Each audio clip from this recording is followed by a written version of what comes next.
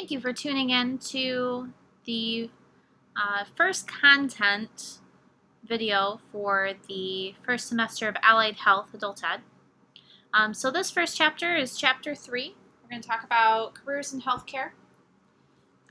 Okay. Ultimately, I want you guys to be able to, by the end of this, compare and contrast what the requirements are for an associate's degree, bachelor's degree, master's degree, and doctoral degree. Okay, and I also want you to be able to state the differences between certification, registration, and licensure. Now, when you think of education for a medical job, it's not necessarily just a medical doctorate to become a physician or nursing school. There's a lot more available out there. There's a lot more to it. So depending on the job, that would determine what your education would be, and that can change state by state.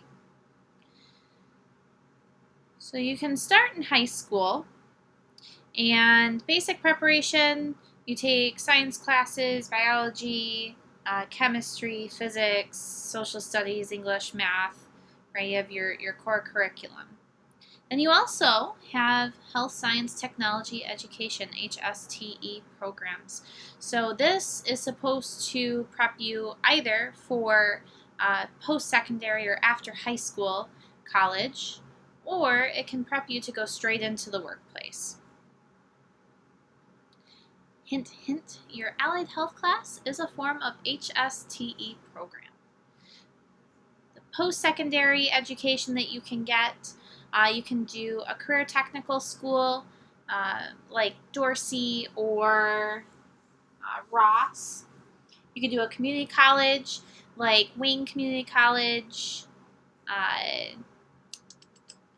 Oakland Community College, Mott Community College.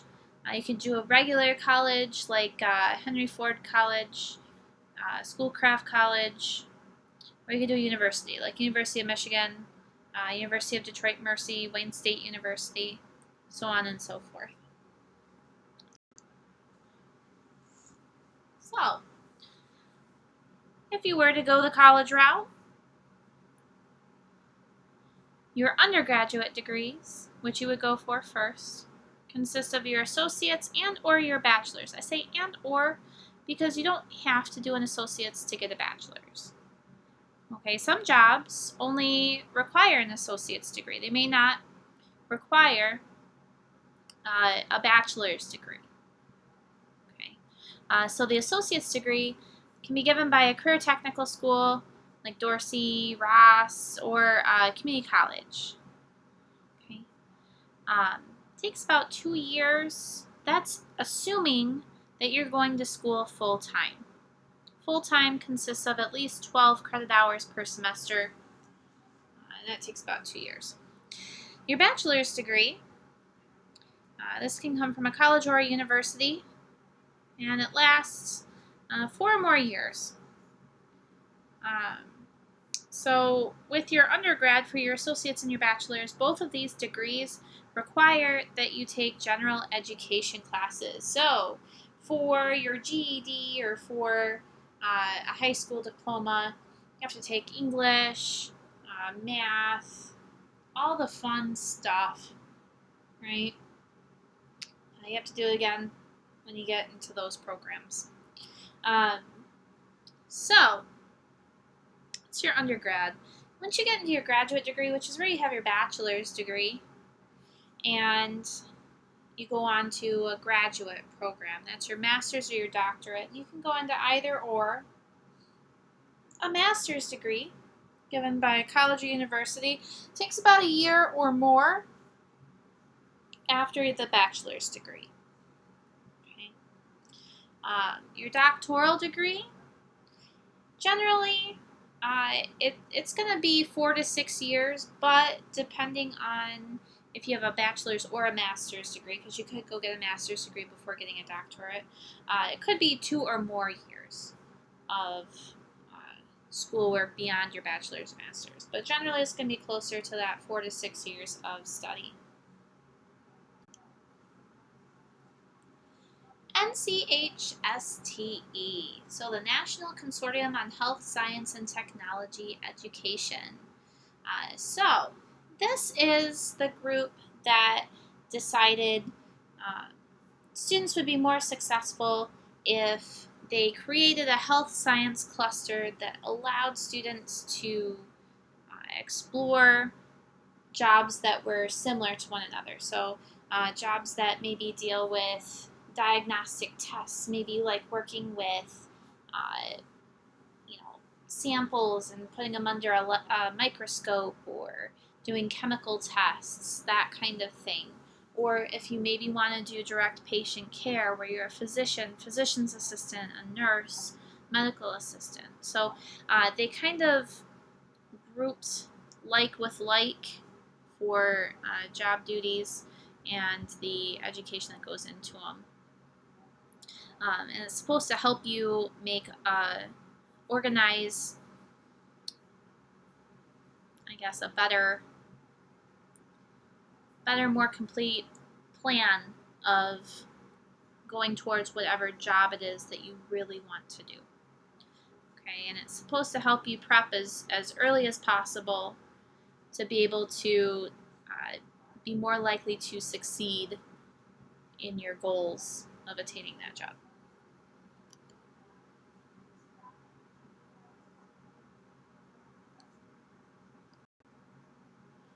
Certification, registration, and licensure. So there's some very fine differences between these three.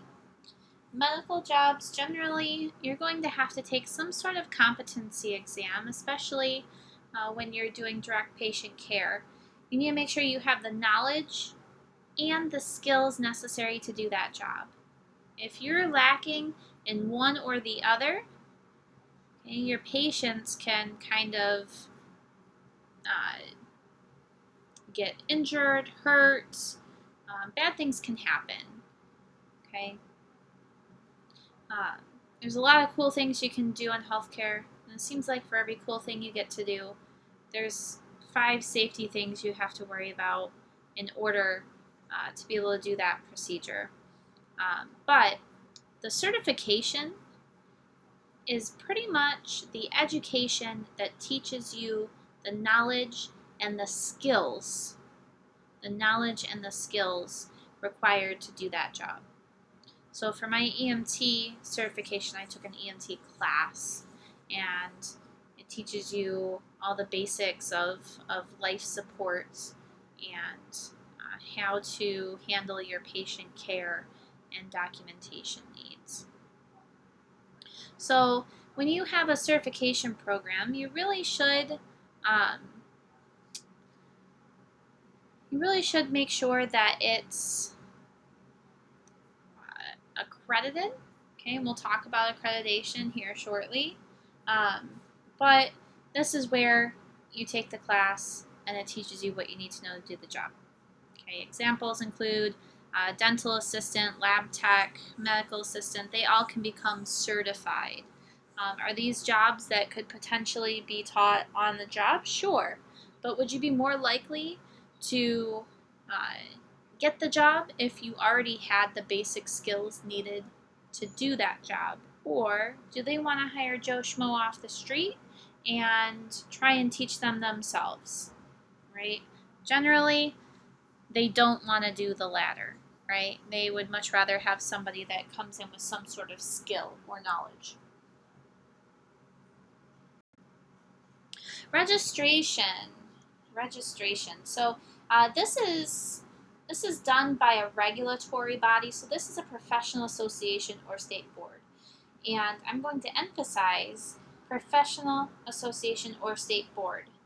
Okay, that's the easiest way I can differentiate it from the licensure. Right, the licensure comes from the government. Registration comes from a professional association or state board, and generally they'll administer an exam and maintain a current list of individuals that have passed said test and proved that they have proper certification knowledge in order to take that test. So some examples of this are the registered dietitian and the registered respiratory therapist. Now, I had mentioned that you want to make sure that when you sign up for education, that your program is accredited. When a program is accredited, that means that it's been proven to have certain standards of which they're able to teach their students. Okay, they have to provide quality education that prepares their students to be able to actually be employable in that health career. Okay, so some jobs you don't have to have an accredited training, right? But if you're going to pay the money to go to a college or university or a career technological institute, you want to make sure that if that program needs to be accredited, that it is in fact accredited.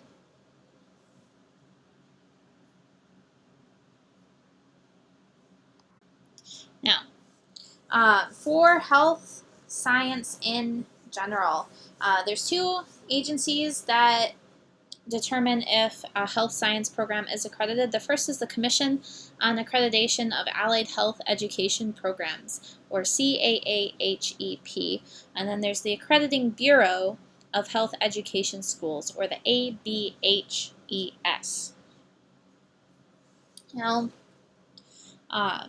they're the ones that determine the standards and double check to make sure that they are teaching to those standards and that the students are able to do what they're taught after the class.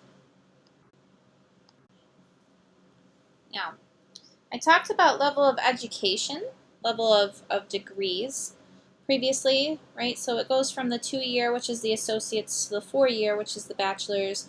Master's is a year or more after your bachelor's, and then the doctorate is generally at least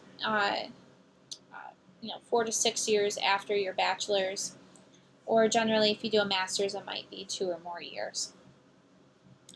So you can talk about training levels for specific jobs, and they take into account the level of degree you have, but they also take into account the level of on-the-job training that you have as well. So we'll start from the bottom here and work our way to the top.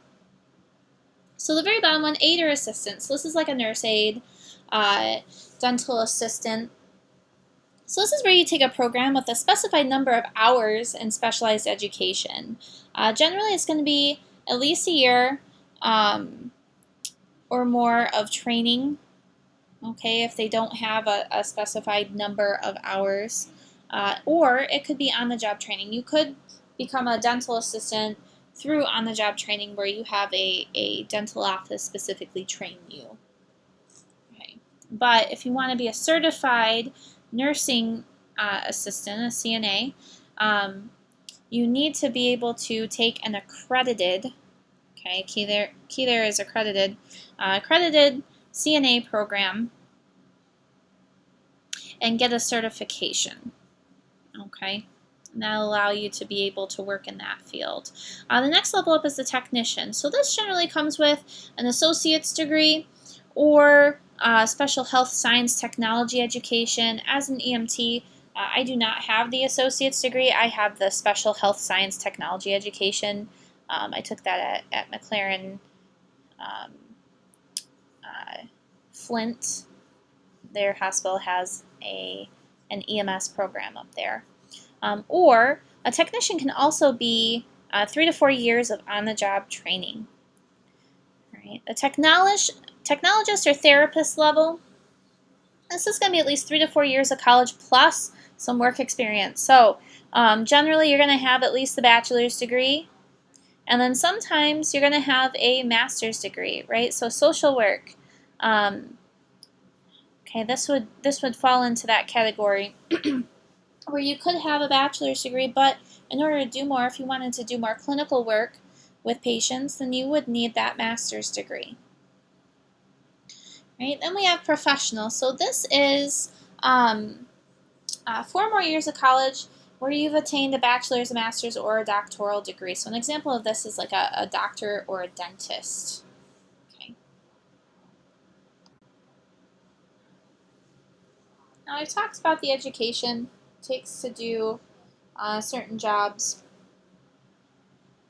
There's an aspect where you need to be a multi-skilled worker. What that means is you need to be able to perform a variety of, job duties. Sometimes we have to be versatile, right? Some of the most valuable assets an entrepreneur has are good workers that are versatile, that when they're short staffed they can step in and help, or even in more rural settings where it's more often the country, physicians may not have as large of a patient caseload, so they would not have the means to be able to pay, say, a medical receptionist and a medical assistant and a nurse and a PA, right? You may have just the physician and one other person in the office. And that one other person may be a medical assistant, and they need to be able to answer the phone and take care of patients, assessing their vitals and putting in their patient care information, right? So sometimes, depending on what setting you're working in, you may not be doing just one job, okay? And that can kind of change based on the setting that you're in, okay? And then there's also ways for you to learn how to do these other things while you're on the job. They could probably train you, depending on what level of licensure you may need, or if you need a certification or not. Generally, if you don't need any of those, they can train you on the job. If you do, then potentially that employer may in fact pay for you to go and get that training. Entrepreneur. This is literally the person who organizes and manages a business. Okay. It says work conditions vary, but really it depends on what kind of business you're running, and it depends on how hands-on of a business owner you are. If you have the ability to be able to pay other people to run it for you, you may not have to be there very much or at all. Then there's other jobs where other businesses where if you own it, you're doing everything. Okay. Now there's some benefits and downsides to being the entrepreneur. If you own that business and the business is doing really well, you benefit, right? You take on that extra profit because that's your business. Now, if that business has some losses where maybe they're not as profitable and they're losing money, well, that entrepreneur kind of loses money. So they kind of take on the risks of the business. Okay. Also, when you're the entrepreneur, nobody is standing there telling you, hey, business owner, you should be doing this. Hey, business owner, you should be doing that. You should probably get up early and make sure everything gets done. Nobody tells them to do that, right? They have to tell themselves to do that. They have to get themselves off the couch, get into work when things need to be done. If things aren't done, it ultimately falls to them. But if they have good, motivated, well-qualified employees, they may not have to be put into that position. So some examples of some jobs, some careers that can own their own businesses and run them: a dental lab technician, a dental assistant, not a dental assistant, a dental hygienist, nurse practitioners, physical therapists. Okay, physicians can also be entrepreneurs. Okay. The National Health Care Skill Standards, the NHCSS. So they looked at all these different health careers and said, hey, we're going to split them into these standards and that lay out the knowledge and the skills that you have to do for each of these types of jobs. So you have your healthcare core standards. Okay. So these specify the knowledge and the skills that the majority of healthcare workers should have. Talks about academic foundations, communication skills, employability skills, legal responsibilities, ethics, safety practices, teamwork, information technology applications, technical skills, health maintenance practices, and knowledge about systems in healthcare. Then you have your therapeutic or diagnostic um,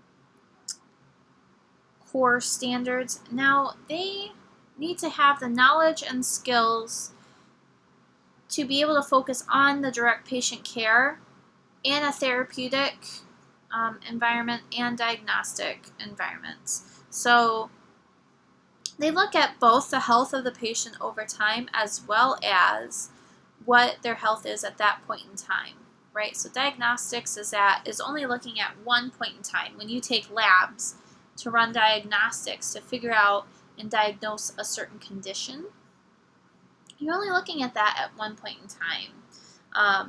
But you also have physicians that do that, and they look at the condition of the patient over time. So those are aspects of the therapeutic diagnostic core standards. Then you have therapeutic services. Okay, therapeutic services. So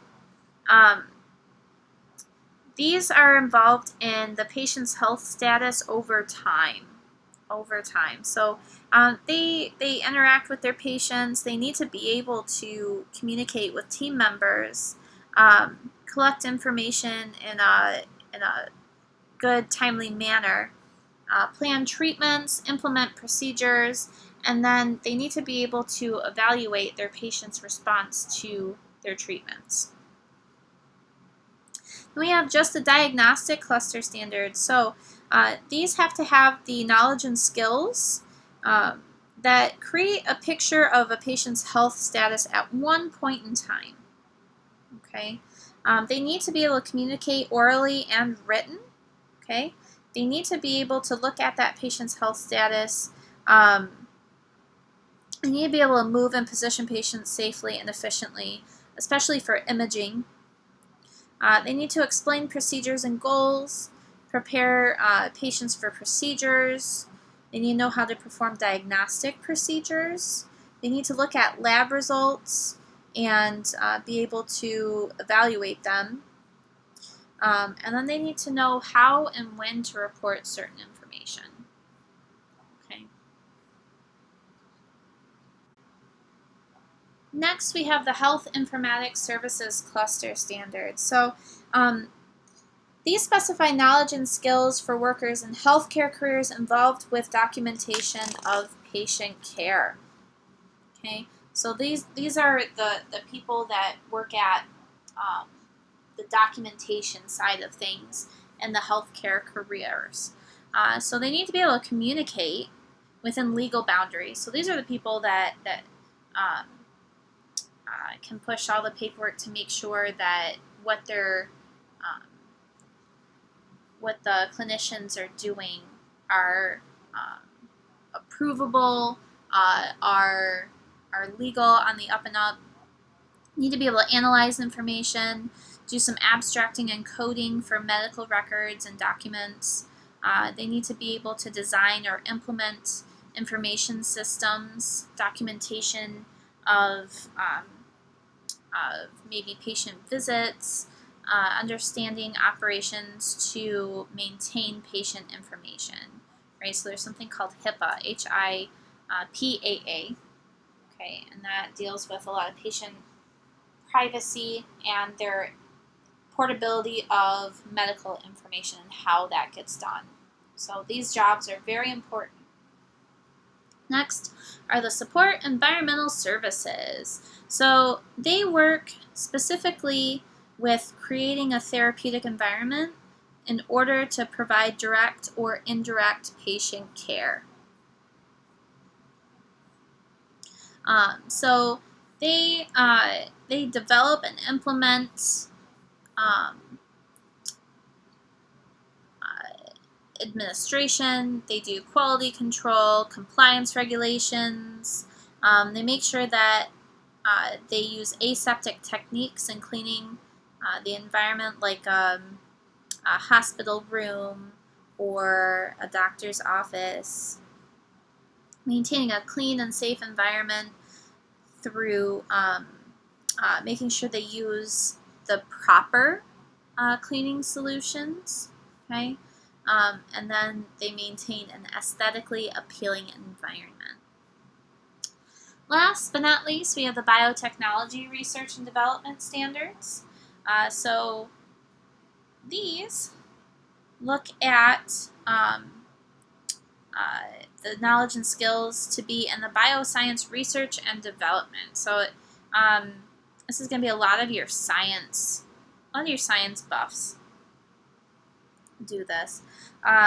So they need to comprehend how biotechnology contributes to health and quality of life. They need to have a strong foundation in math and science principles. They need to be able to understand and follow lab protocols and principles, and they need to be able to work with product design and development while complying with bioethical policies. Just because you can clone an animal or a human being, does that mean that you should? Ask yourself that.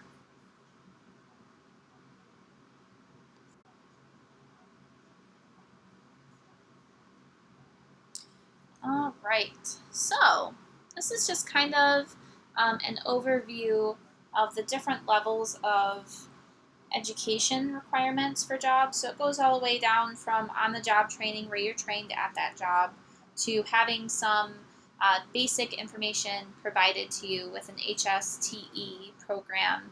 And it works its way up to an associate's, bachelor's, master's, doctoral.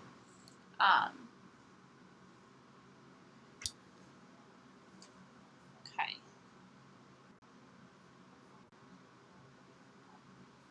All right, so we'll talk about some therapeutic service careers. Okay. So from this section, you should be able to describe healthcare careers by what they do, what kind of education is required, and what kind of employment opportunities are offered for it. And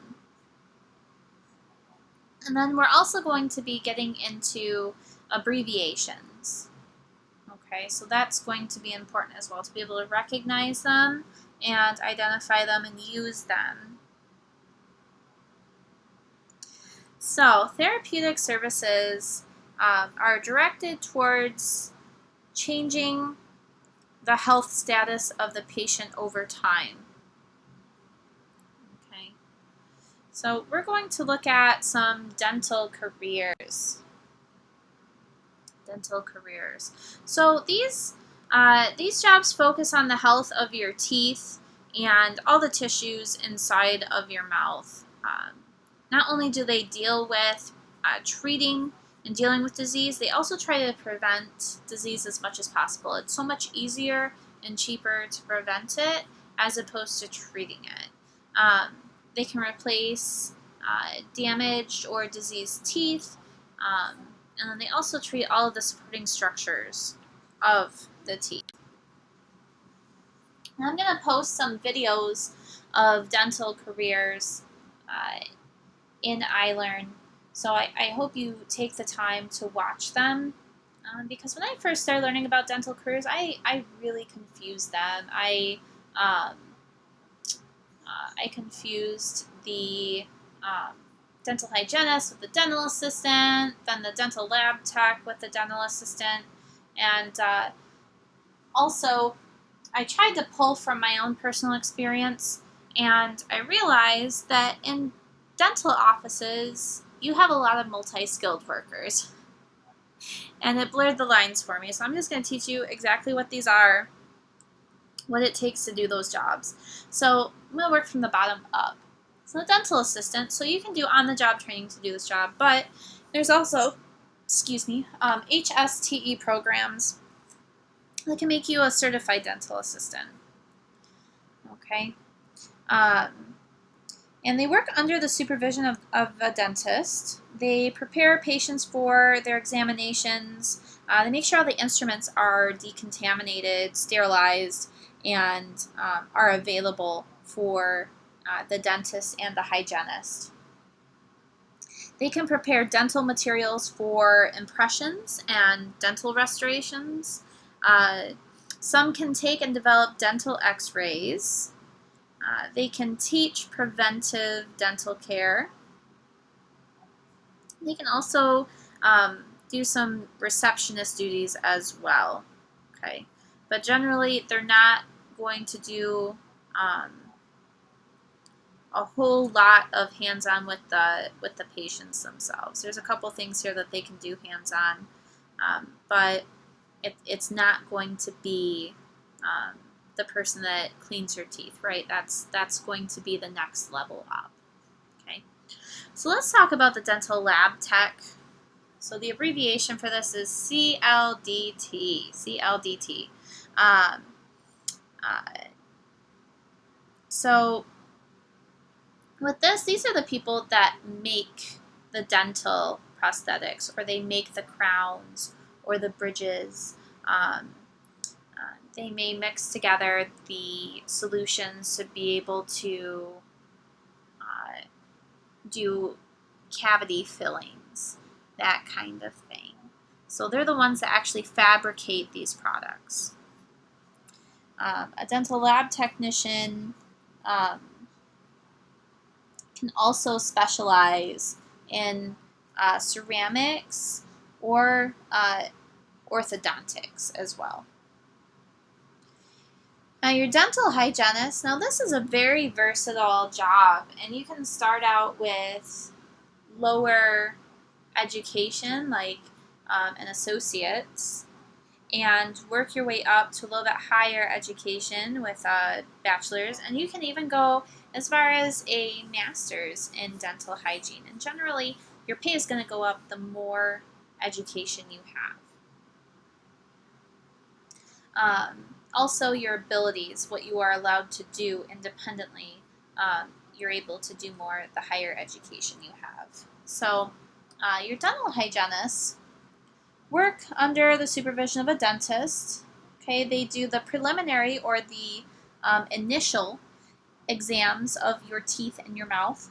They can remove stains and some deposits from your teeth. They clean them. They can expose and develop x-rays, which is similar to dental assistants. Okay, dental hygienists can also apply fluoride or fissure sealants to the teeth. Okay, they can perform preventive or therapeutic services. They can help patients develop and maintain good dental health, right? So they can do some dental hygiene education.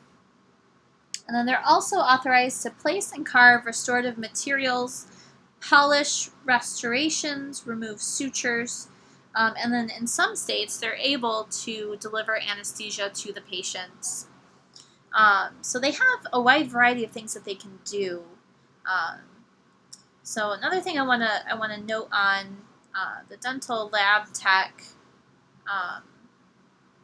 should be DLT. I have it. I think I got a little dyslexic on my slide. It's DLT, dental lab tech, and you can be a certified dental lab tech, and that would be a CDLT. Dental hygienist abbreviation is going to be capital D, capital H. All right. Then you have dentists. So depending on what sort of doctoral program they go into, they could be a DMD or a DDS. That's a doctorate of medical dentistry or doctor of dental surgery. Okay, so they have doctorates. They're considered doctors, right? They examine your teeth and all the tissues in your mouth. They can diagnose, and they'll treat your problems. Like if you have any sort of dental disease or any problems inside your mouth, they will work with those. They can perform some corrective surgery on teeth, the gums, tissues, and then the supporting bones as well. they try their best to prevent dental disease. That's why we go to the dentist twice a year. That's why your insurance covers you twice a year. And then they supervise the work of their other dental workers. So they're kind of the head honcho. They oversee the hygienists, the assistants. If they have any lab techs there, they oversee them as well. A lot of dentists wind up owning their own practice. Okay, there's corporations that have clinics, and some can work there, but generally a lot of them go into business for themselves.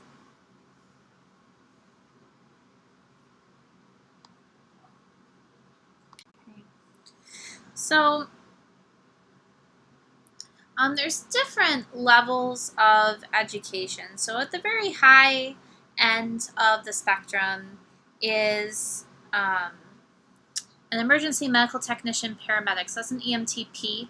I don't want you to worry about EMT4. We don't really use that in Michigan. So these are advanced life support jobs. So they can do thorough patient assessments. They provide cardiac life support. Okay, so they're able to interpret their cardiac monitor when they do ECGs. They can do endotracheal intubation. They can administer drugs intravenously, and then they can utilize more advanced equipment.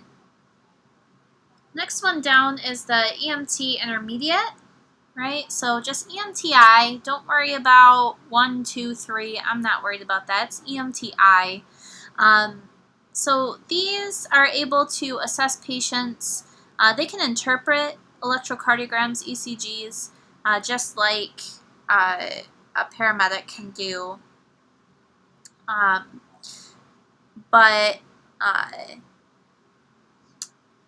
they can only do esophageal airways. Okay, they don't do endotracheal airways. So it's a less invasive procedure. So they can't do as much. Okay.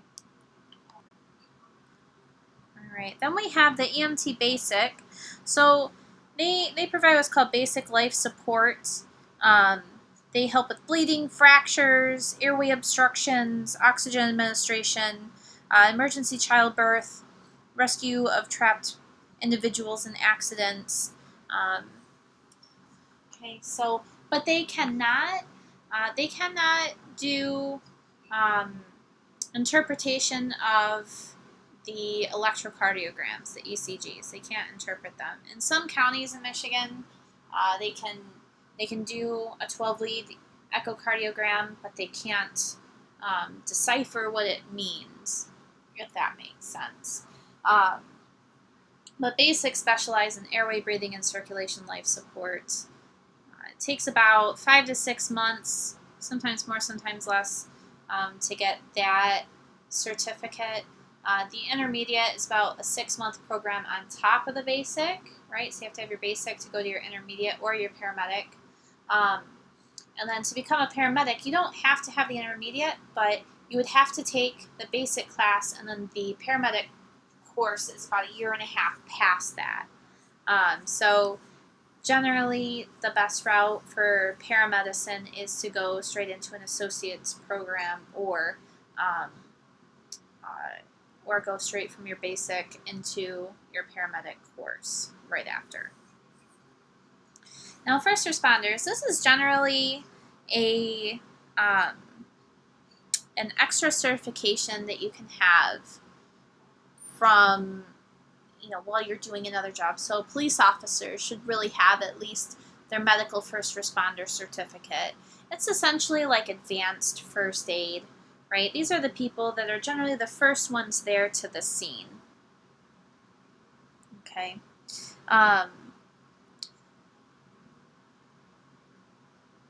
So they can do some of the airway management that EMTs can do, but generally they don't get trained in any sort of advanced airway adjuncts.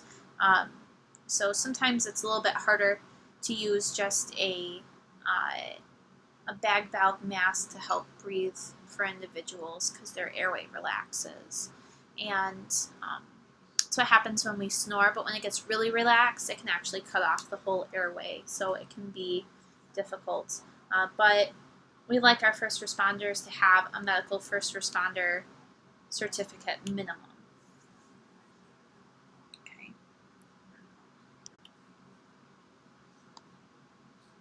Next, we're going to talk about medical careers. So this is a really broad category that includes physicians and other careers who work in any of the varied careers under supervision of the physician. So these are the people that are involved with diagnosis, treatment, or prevention of diseases and disorders of the human body. So they can work in private practice, in clinics, in hospitals, public health agencies, research facilities, health maintenance organizations or HMOs, government agencies, or colleges or universities.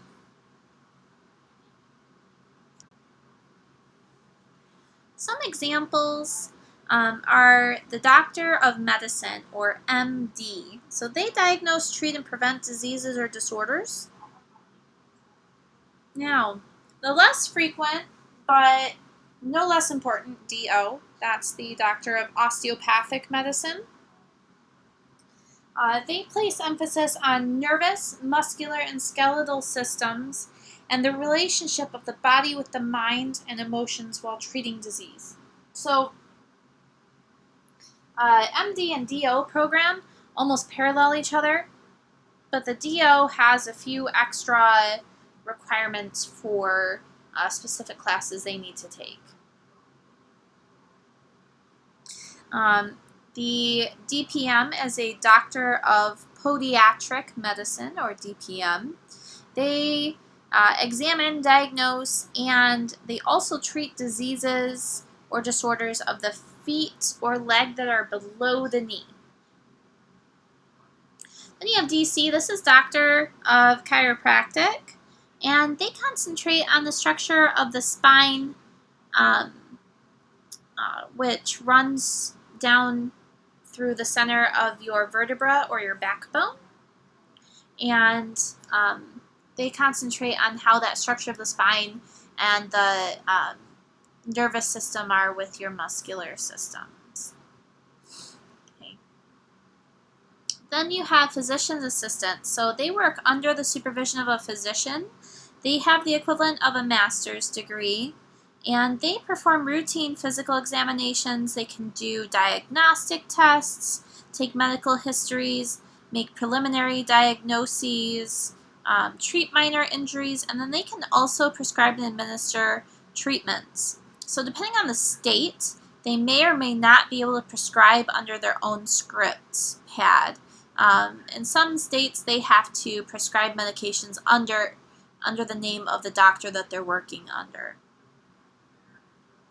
Okay, it's not on here, but there's also a pathology assistant. So they work under the supervision of a pathologist, which is a doctor that studies the origins of disease, and they also perform autopsies as well to figure out cause of death. So pathology assistants, they can perform both large and microscopic autopsy examinations. Okay. Then you have the medical assistants. Medical assistants work under a physician. They kind of prep the patients for their examinations, take vital signs, verify medical histories. They can assist with some procedures and treatments. Sometimes they can perform basic laboratory tests like urinalysis, that sort of thing. They can prepare and maintain equipment and supplies, perform, kind of more the office duties like a secretary or receptionist duties. And depending on which state, really kind of determines how much they're able to do. They can work for specialty physicians as well, not just family practice. So you can you have a wide variety of job options with a medical assistant career. Um, they have a HSTE level of training, so it should take you a year or less to be able to become a medical assistant with that kind of training. Next, we'll get into mental and social services careers. So I kind of want to focus more on the mental right now. So they focus on mental services with mental or emotional disorders or mental retardation. So that's where mentally, your thought processes are a little bit slower. They try to help individuals or people function to their maximum capacity, right? So they can do behavioral manipulation. They can, some jobs can prescribe medications. It depends. So I want to focus first on the top two here, the psychiatrist and the psychologist. Okay. These two are both doctors. However, they are not both medical doctors. Only the psychiatrist is a medical doctor, meaning that they can prescribe medications. The psychologist has either a PhD, which is a doctorate of philosophy in psychology, or they have a PsyD, which is PSY capital D, and that's a doctorate of psychology. And they focus more on behavioral health. Okay, so behavioral manipulations. The psychiatrist can focus more on the biological bases of mental disorders.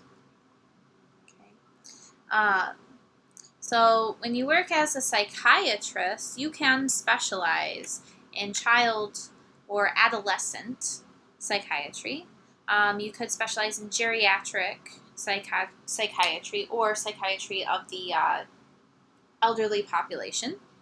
And then you can also specialize in drug and chemical abuse. Okay. Generally, some more common conditions that psychiatrists deal with are going to be schizophrenia, which is where you have visual or auditory hallucinations, or bipolar disorder, which is where you tend to have extreme highs and lows in your mood. Okay. The psychologist focuses more on human behavior. They help out with problems of everyday living, and then they can even specialize in, child or adolescents, geriatrics, or older people, right? Behavior modification, drug and chemical abuse, physical or sexual abuse, or some other similar area. Okay. A psychologist could potentially practice with a master's degree. However, they will have to practice under somebody of a doctoral level in a clinical setting. Then you have a psychiatric or mental health technician. Now, they work under supervision of a psychiatrist or a psychologist, and they work with patients and their families to kind of help follow through with treatments and rehab plans. So they kind of help them to understand what's happening, why it would be so important. They help with physical care. They help report patient behaviors that they see. And they can also reinforce social behavior, like proper social behavior in their patients. And then the qualification to be able to work in this field as the technician is it's a HSTE program. So it's a specialized health training program. Next, you have a social worker. So they major in sociology in college. So generally, you're going to see them as sociologists or caseworkers or counselors. Okay, so they're the people who assist patients who are unable to cope with various problems when we put up with something or we deal with something. That's called coping. They help patients make adjustments to changes in their lives. One of those that's very common is um, uh, like an elderly person that is losing their independence. Maybe they're needing more assistance with things. When you've lived on your own for so long and done everything for yourself, it's very difficult to let go and allow other people to take care of you. Okay, so some people need help in coping to adjustments they have to make in their life. They can help patients by referring them to community sources for assistance. Okay, so if they need specified therapy or special things like a ramp for their house or oxygen, that sort of thing. And they can specialize in child welfare, geriatrics, correctional social work, which is the jails, and occupational social work. All right. Social workers generally need a minimum of a bachelor's. Okay, but the social work assistants generally will only need an HSTE program. Genetic counselors. Genetic counselors. So, until I taught this class, I really didn't know what they were, and it literally takes genetics and counseling and mashes them together. So they look at the possibility of how likely patients are to inherit genetic diseases or inherited conditions from their past generations and their families. And then they research the risk of occurrence of birth defects. They look at inheritance patterns. They perform screening tests for genetic defects. They look at helping patients cope with psychological issues caused by genetic diseases. Okay, and then some of them can decide to specialize if they want to do prenatal. So this is looking at potential birth defects in unborn children. Neurogenetics, so looking at the genetics of your brain and your nerves. Cardiogenics, looking at the genetics of your heart and blood vessels, right? Or maybe even cancer genetics. So there's a lot of specializations here, a lot of options, and they generally need to have a master's degree.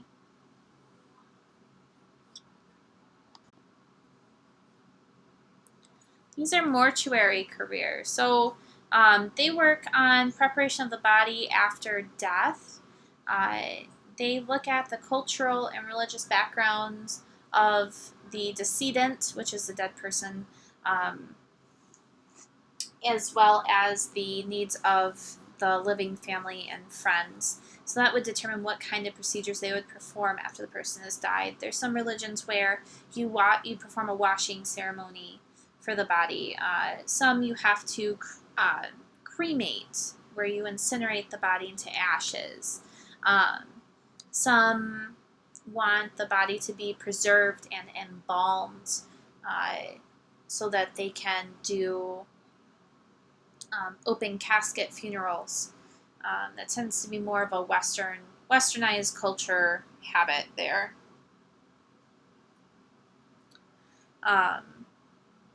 So these jobs are generally found in funeral homes or mortuaries, crematoriums, or cemetery associations. We're going to start from the bottom up because I want to talk about a few that are not on the slide. So you have geriatric aid. So when you have an aide or an assistant, that's generally an HSTE program, right? So it's generally a year or less of training. Geriatric aides specialize in the care of elderly individuals. So they need some special considerations when it comes to maintaining their body heat. Um, how fast or slow they're able to move. What kind of assistance do they need? Sometimes they have joint problems where maybe they need help standing, but you can't just pull on their arm to get them to stand up. You need to be able to use a gait belt, or maybe you need to pay special attention to their fluid intake or output, because they may have multiple conditions at that point. It might be more common for them to have multiple conditions at once to be aware of. Then you have your nurse assistant. These can work generally anywhere under a nurse. Again, it's HSTE schooling. And then you have your LPNs and LVNs. So this is your licensed practical nurse or your licensed vocational nurse. This generally takes about a year to a year and a half to get this. So they work under the supervision of a physician or an RN. Okay. But they can provide most of the care that requires the technical knowledge that an RN may have, but they don't have the same depth of education. They don't go to school as long, so there are some limitations as to what they're able to do. Then there's registered nurses, so they work under the direction of a physician, and they could administer medications, observe patients. They could provide healthcare education, okay? Supervise other nursing jobs like you see below it. So you can start out as an associate's, with an associate's degree, as a registered nurse. That takes 2 years. You can get your BSN, which is your Bachelor's of Science in Nursing. That takes 4 years. You could go from your associates and then take your bachelor's. And then you can go up from there. You can go all the way up to a Master's of Nursing. You could go into a doctorate in nursing. Okay. You can specialize. You can become a nurse educator. You could become a nurse anesthetist, which is where you administer the anesthesia or the medication that helps kind of knock people out during surgery. You could be a nurse midwife, which is where you provide care for normal pregnancies, help perform routine tests, teach childbirth or childcare classes. They can monitor infants and the mother during childbirth. They can also deliver babies, which is pretty cool. But the problem is once there's an issue with that birth, then they do have to send it over to a physician's care. Then you have the nurse practitioners. So they generally have a very similar level of education to doctors when they have their doctoral level nurse practitioner education. They can prescribe medications. They can take on their own patient caseload. They don't have to work under a physician at that point. So it's very autonomous, very independent, and if you want to go the nursing route, it's very similar to being a physician. They just take a more patient-centered approach as opposed to a diagnostic approach.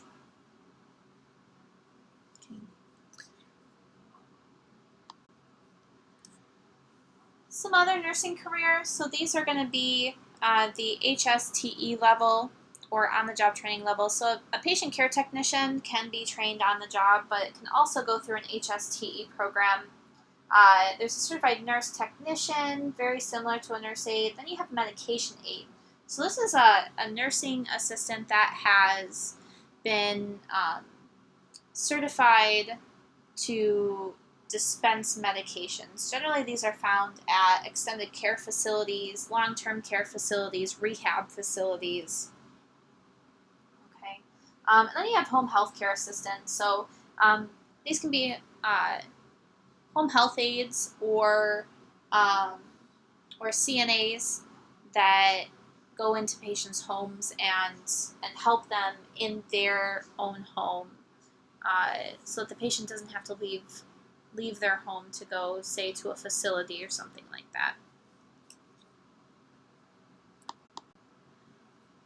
All right.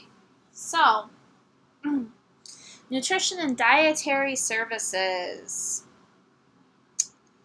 Nutrition and dietary services. So they look at what you eat and how it affects your health. So they want to promote good nutrition, which should in turn help promote wellness and good health. Um, they specialize in using dietary um, guidelines or restrictions to treat various diseases. So if you um, have celiac disease, maybe you need to avoid specific foods like gluten or dairy, right?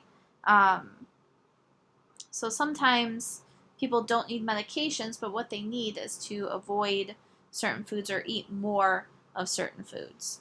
They teach proper nutrition, having a balanced diet, and then they can also prepare food for healthcare facilities. So you can find these workers anywhere that they would have to provide food for patients. So it could be in a hospital, an extended care facility, assisted living, that sort of thing. Okay, so we're going to start from the bottom up on this one. There's a dietetic assistant or food service worker. So these are the people that kind of execute the service of the food. So they make sure the patients get the food that they're supposed to get. Okay, if a patient looks at it and says, I'm allergic to peanuts and there's peanuts on it, and the nutritionist was never informed that they were allergic to peanuts, it's that dietetic assistant's responsibility to get that issue resolved so that you don't cause a severe allergic reaction in your patients. They help standardize and test recipes, and then they work under the supervision of a dietitian. Um, then you have the dietetic technician. So they can do a little bit more than the dietetic assistant. So um, uh, they can provide basic diet instruction, they can teach classes, and then they do more planning with the foods than the assistant does. Then you have the dietitian or nutritionist, and generally they need to have some form of graduate degree. So they manage the food service system. So they make sure that they're meeting every patient's nutritional needs, and they plan their menus of what they're going to eat. They can teach proper nutrition and how that can affect special diets. They may have to purchase food and equipment, enforce sanitary or safety rules. And they could supervise or train other, uh, um, like dietetic technicians or assistants. All right. Veterinary careers. Veterinary careers. So these are the medical jobs that work with animals because, humans aren't the only living beings on this planet. Um, so you can specialize in veterinary medicine. You can work with just dogs or cats. Maybe you work with exotic animals like guinea pigs or rabbits. Maybe you deal with livestock where you deal with cows and pigs and horses. Okay. So you could work in an animal hospital, a veterinarian office, a lab, a zoo, farms, animal shelters, aquariums, all sorts of places. So I'm going to start from the bottom up here. So a veterinary assistant. So this is kind of more of an animal caretaker. Um, so they could, take care of the animals on like a day-to-day basis where they make sure they have food, they have water, they get groomed, they get exercised, they're prepared for their treatments, their cages are clean, and they also maintain records. So this is kind of an HSTE level of education, and then it goes up from there. So you have the vet techs. Okay, this needs a little bit more education. They're able to do X-rays on the animals, perform lab tests. They can assist with surgeries. They can collect specimens, and they generally work under the direct supervision of the veterinarian, right? So they can do a little bit more than the assistants can. Then you have the veterinarian. So they can have two different levels of doctoral degrees. Um, so they prevent, diagnose, and treat diseases and injuries in animals. And then they can, like I said, they can specialize in the different types of animals, but they can also specialize in surgery, in research, that kind of thing as well.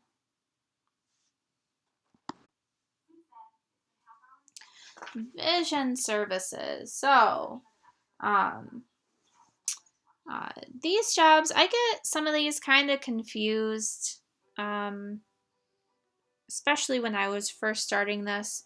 So, generally, all of your vision services are going to look at your eye health and how your vision is, how you're able to see.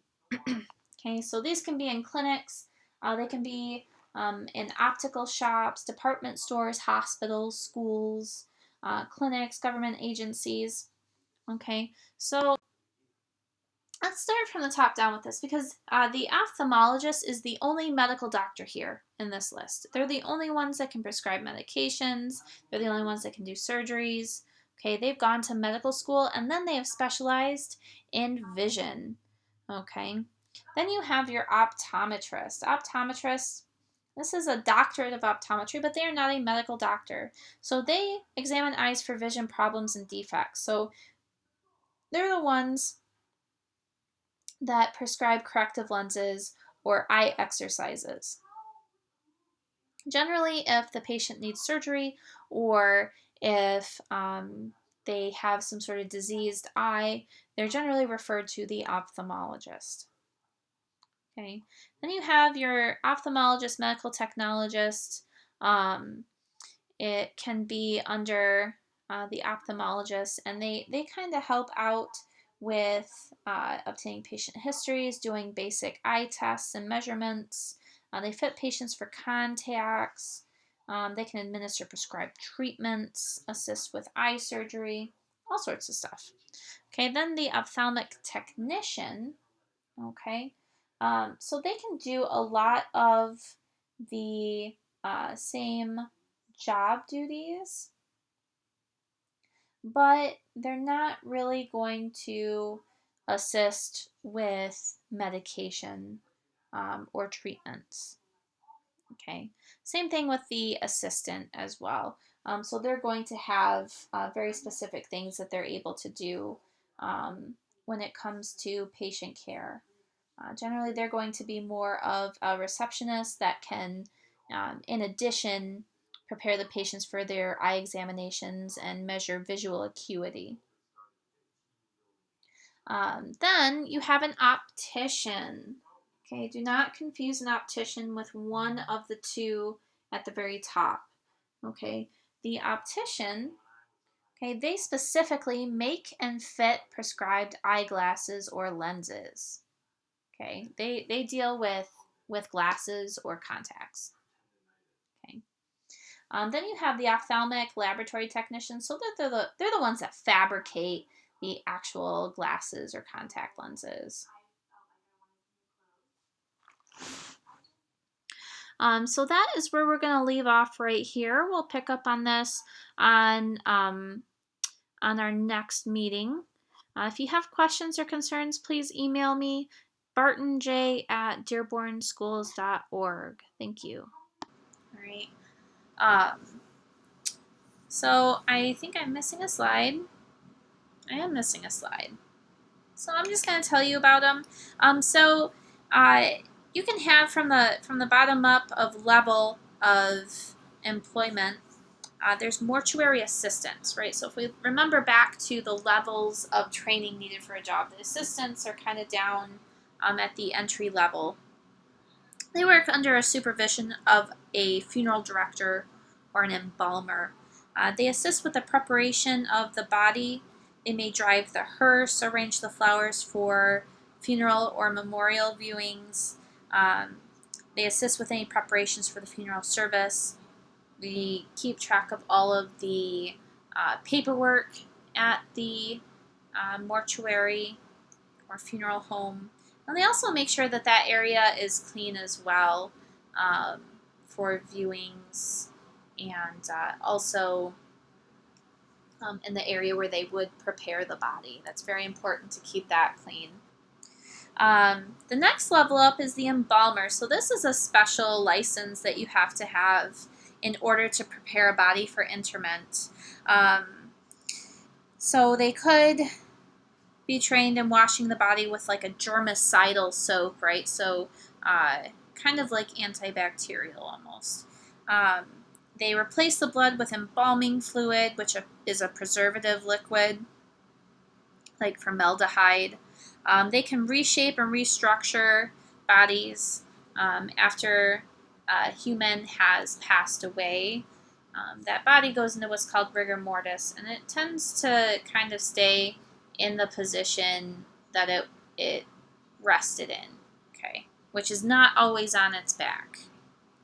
All right, they help apply cosmetics to create a more natural appearance, because we like to put our deceased family and friend on display after death. Seems to be kind of a westernized culture thing. And then they also maintain embalming reports and also keep track of the clothing or valuables that decedent may have. At the top of the spectrum, we have funeral directors or morticians or undertakers. Okay, kind of all very, very similar. So these can be licensed embalmers. So if you are a funeral director, you're most likely going to have an embalmer's license to be able to do that, unless you have an embalmer hired under you. So as a funeral director, you would provide support to maybe family or friends of the decedent, kind of establish all the details for the funeral ceremonies. What kind of ceremony would they like? What kind of procedures would need to be done on the decedent? Do they want to be cremated or buried? So they're the ones that kind of help in that process. They make sure that they secure information for legal documents like filing death certificates. And then they also provide post-death counseling and support group activities to friends and family of the decedent. So now we're back to this nursing career. So we're back on track here with the slides. So nursing, a lot of people have seen a nurse. They can work in a doctor's office, a hospital, a clinic. They can work in a long-term care facility, a rehab center, public health agency, home health care. They could work for an HMO, which is that health maintenance organization. The school, you have school nurses. Government agencies have them. There's industry nurses, like factories like to keep nurses on staff in case there's a medical emergency. Factories are very dangerous, very easy to get injured if they're not paying attention. So nurses work under the direction of a physician, okay, and they are kind of the direct caregivers to the patient. So whatever they need, as an EMT, when I take my patient into the ER, if that patient has urinated or defecated, the first person we call for is the nurse. Okay, they are the angels of mercy. So now we'll get into emergency medical services. This is kind of my specialty. So in EMS, that's emergency medical services, the jobs provide emergency pre-hospital care to people who get into accidents. Maybe they have um, injuries or an acute or sudden illness. Licensure. I mentioned it previously. The registration comes from a professional or state board. The licensure comes from the government, just like you get a driver's license. That comes from the government. So the government has to authorize medical professionals to be able to work in a given profession. So they make sure that you have the education, you have the certification, right? They make sure that you've passed your state board tests and that when you go to renew your licensure, you maintain certain standards. So some examples of this are registered nurse, dentist, physical therapist. Okay, EMT is also an example. So to kind of explain the process with licensure, I'll explain my EMT, how I became an EMT. I had to have all three. I had to have a certification, registration, and the licensure in order to apply for jobs as an EMT. So I took my EMT class, that got me my certification. Then I had to become registered. So there's a national registry for emergency medical personnel, and I had to take that national registry exam and pass it. Then after that, I had to go to the state and say, here's my certificate from my class, here's my proof that I am registered, and they double check all of it and they say, okay, you are licensed to work in the state of Michigan as an EMT. So it's a bit of a process, but if that gives you a nice differentiation between the three.